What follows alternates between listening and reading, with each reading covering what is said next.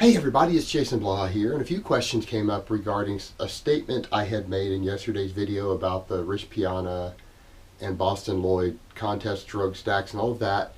People wanted to know what I meant by the site enhancement and scar tissue. And a few people had asked things like, well, don't site injections stretch the fascia like Boston? And a lot of other people say this is a common theory online. And doesn't the same thing happen for people who site inject things like anabolic steroids and testosterone? Doesn't it cause the fascia to stretch, which is the connective tissue around the muscle cells? It's a connective tissue between and around them, like the sacs that they fit inside of. Doesn't that cause it to give it more room to grow, so it allows for more muscle growth? And no, I think this is a nonsense theory, and I base this upon understanding basic biology.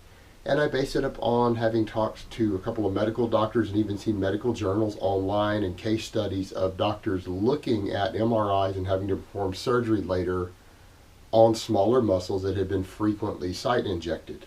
Or in some cases, a very short period of time of using large amounts of synthol.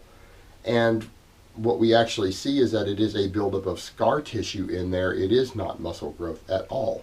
So when you see guys like Boston who are like 3 cc's, there are inches and inches of scar tissue inside his arms. His arms are nowhere near as big as you think they are. The same with his delts in terms of actual muscle tissue. And all this site enhancer, what it does, it doesn't turn into oil that stays in there.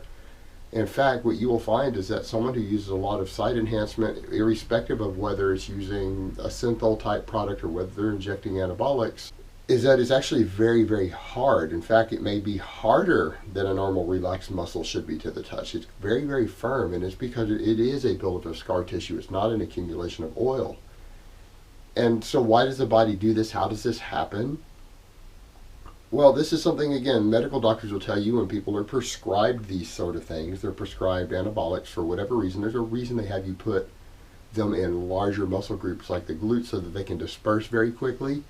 Smaller muscles like your biceps and delts, and particularly things like biceps and triceps, are just not large enough. They were never intended for this purpose. When these type of products were developed by biomedical science and by medical doctors, they were never intended to be used in these smaller muscle groups. It is an inappropriate use of them.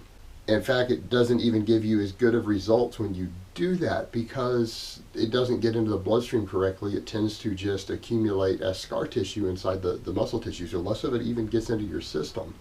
But what ends up happening, irrespective of either route that you go, you are putting oil, in either case, large volumes of oil, cc's and cc's of oil, into a relatively small muscle. And it's a muscle that isn't large enough to disperse it into the bloodstream and break it up and metabolize it easily. And so what ends up happening is that since your body can't metabolize it, you've put a foreign object inside your body that is dangerous to your tissue. It's not healthy for oil to be sitting next to muscle tissue in your body. It's got contaminants in it. It's got various compounds in it that could be damaging to the tissue over time. And so what your body does as a defense mechanism, so it can't break it down quickly enough, rather than try, it will form a little cyst around it of scar tissue, and it will encapsulate and harden up that oil by encasing it in a tiny little cyst.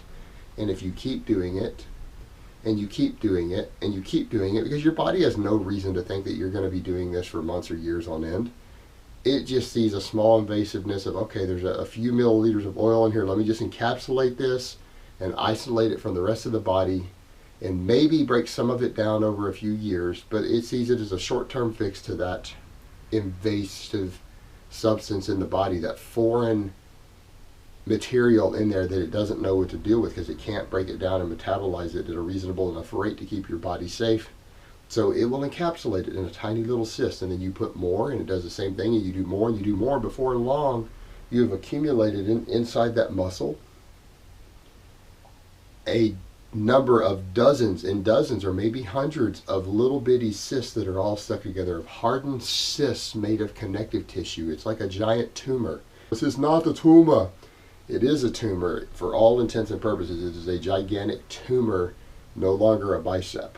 And that's what all of this site enhancement does over time. It creates large amounts of scar tissue in there that your body can't remove. And doctors have noticed after the fact there have been cases of medical doctors who've gone behind bodybuilders and had to go in and try to surgically remove some of that because it remained a decade later.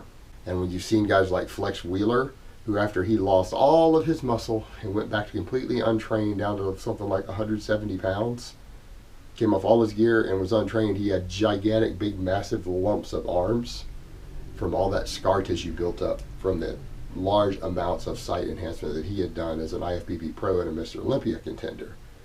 So the reality is this stuff is not causing you to gain more muscle by stretching the fascia. It's just building up scar tissue. That's all it is you're turning your arm into a big tumor, and the overwhelming majority of serious competitive bodybuilders do this. One of the reasons they therefore have bigger arms and delts than everyone else who lifts weights is because it's a tumor. Alright guys, that's really all I have to say on that today. I hope it has been informative, and I will talk to you guys next time. But let me give you guys a bicep shot before I go. Oh, Mount Bicephalus.